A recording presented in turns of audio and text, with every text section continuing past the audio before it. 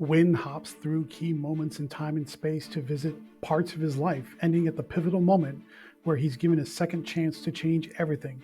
But will he choose love or will he choose service to the powers that be? We're going to talk about it in our review of God's number 8 from Marvel Comics. See you in 3.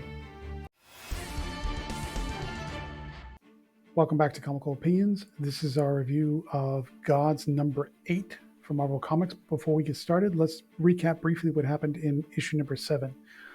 It was a Dimitri-centric episode, or issue I should say. He embarked on a personal mission to use the listening devices he attached all around the city to triangulate a weak point in our reality. Why? Because he wanted to find out where his cosmonaut parents went when their rocket disappeared years ago. The plan worked, but at great personal cost. Dimitri disappeared and he was never seen again.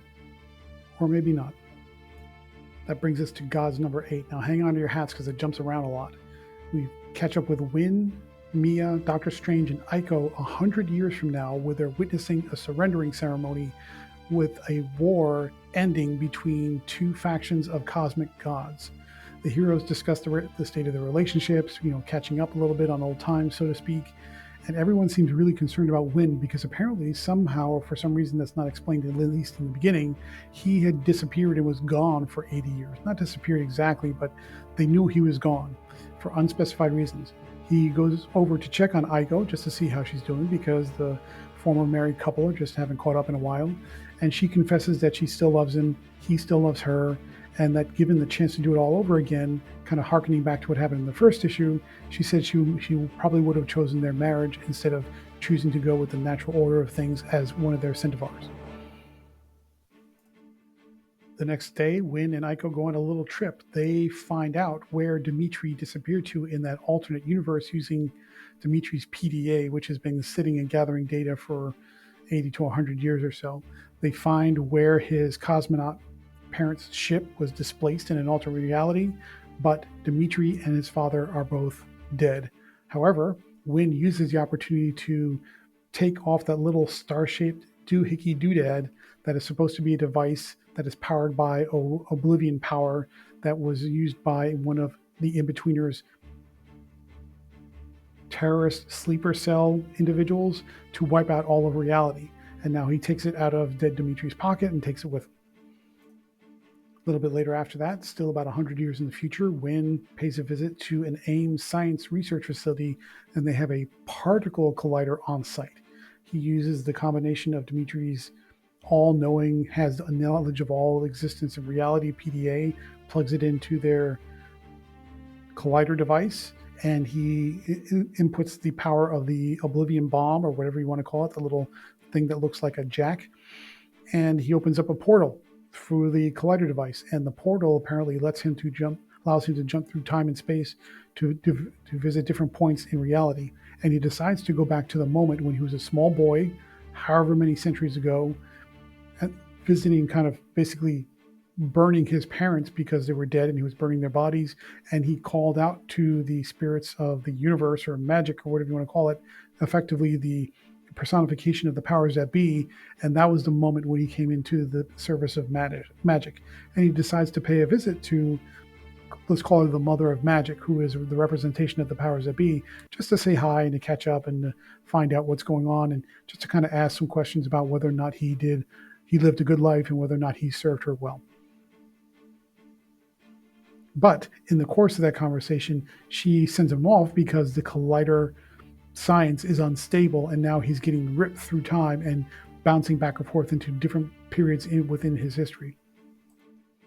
Wynn winds up visiting different aspects of reality where he bore witness to things like the bombs in Nagasaki and different natural disasters and big historical events. Eventually, he winds up in the presence of the In-Betweener, and he winds up in that place where the In-Betweener is hiding during that gap of time where Wynn was gone for about 80 years, we find out, and he has no memory of that circumstance. What we come to find out is the In-Betweener, whatever he was planning to do with all those thousands of sleeper cells that he was training to become agents of destruction, that plan has since come to pass, and Wynn and Doctor Strange foiled the plan, and as an act of spite what the in-betweener calls a poison pill. He took Win and encased him in this box where he essentially tortured him, sliced and diced him, and did all kinds of terrible things to him for about 80 years. And now Win has no memory of that because, sort of as a blessing, if you will, of getting that out of his system, the in-betweener took that memory away and it just sort of faded away. But now Win knows where he went for those 80 years. And even though he's sort of looking at it from a safe distance, he's kind of disturbed by what happened to him.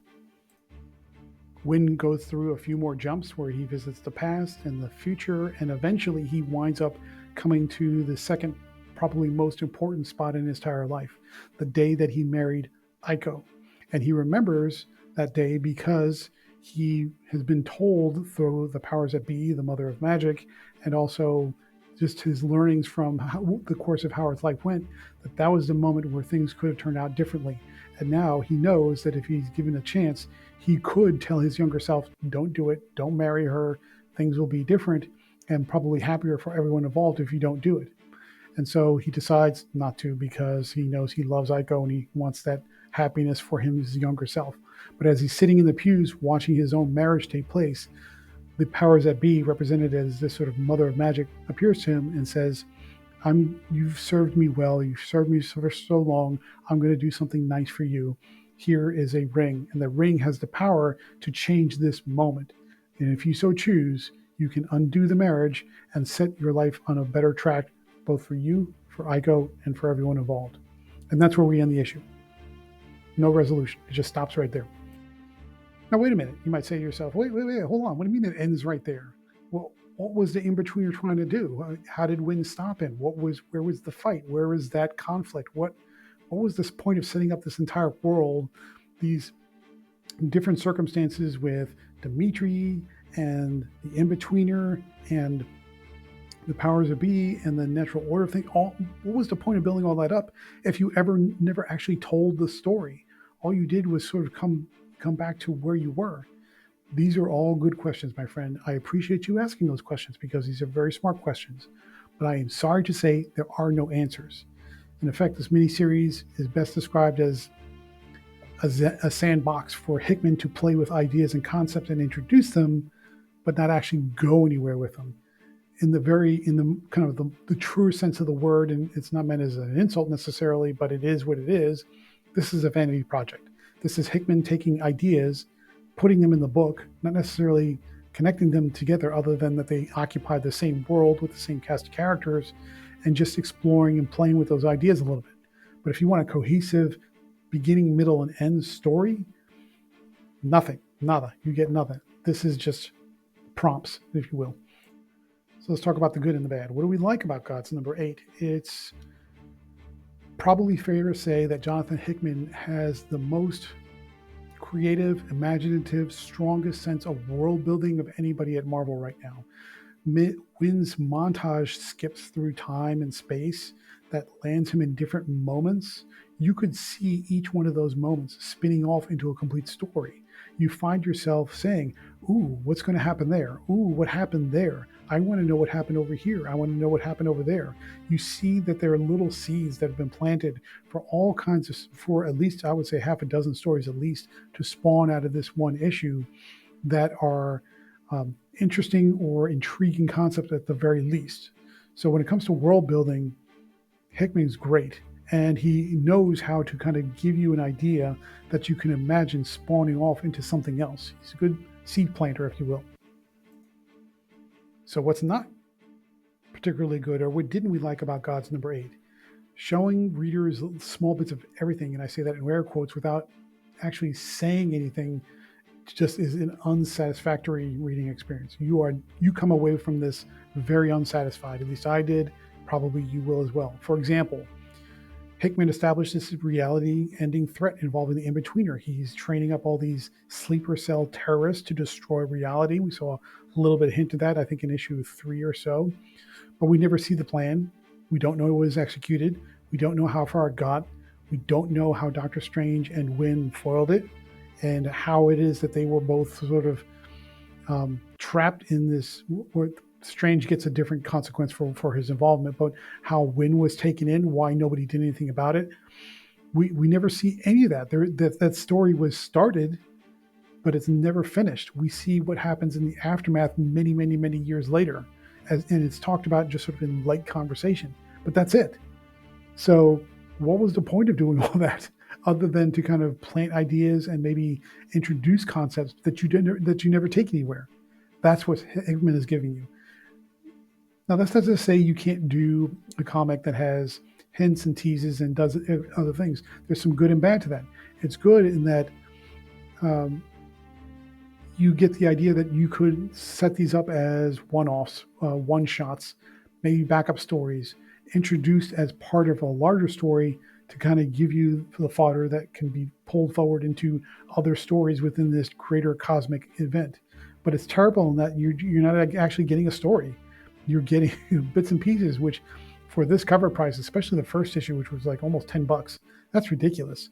And for you to come back with a miniseries and say it's really not a miniseries. So in effect, Marvel and Hickman are guilty of false advertising, if you want to look at it that way. They're basically saying, buy this really cool Jonathan Hickman miniseries focused on original characters that explores the cosmic side of Marvel Universe. But in the fine print down at the bottom, it says, oh, by the way, this is just a collection of ideas and notions, maybe something out of Hickman's idea notebook, but there's not an actual complete story here. And that's a weird bummer. So you take the good with the bad. I mean, if you're really into Hickman and you just want to watch him play, that's fine. But if you want like an actual story from start to finish, a beginning, middle, end at the very least, you kind of feel like you're got shortchanged a little bit here. Maybe sold the bill of goods. That's not quite honest. So final thoughts. What do we think about G.O.D.S number 8 from Marvel Comics? The pseudo miniseries, and I say pseudo because it's technically speaking not a series, it's just a collection of ideas, comes to a close by sending Win on a trip down memory lane to visit different points in his life. And the conclusion of the in-betweener conflict, which we never actually see. And so that you got to take that good with the bad. Hickman proves he's still the most creative world builder in Marvel. And I think that's an honest statement, a true statement. But readers looking for an actual story with a beginning, middle, and end are going to come away from this very unsatisfied, because all you're getting is a book of snippets of ideas and scenes and little vignettes, but you don't really get anything that satisfies because there's really nothing that actually started or finished. Therefore, we're going to give G.O.D.S number 8 from Marvel Comics a 6 out of 10. Probably lower than most other reviewers would give it, but it's an honest one because at the end of the day, the series, anything that Marvel puts out, this series or anything else, is meant to be for the readers. And this doesn't feel like that. It feels like Hickman is just writing for himself, just to play around in a sandbox, and he's inviting people to watch him play, which is no fun at all. Thank you very much for joining. I hope this review has been helpful and informative. If you like more reviews just like this one, stay tuned through the outro for the next review.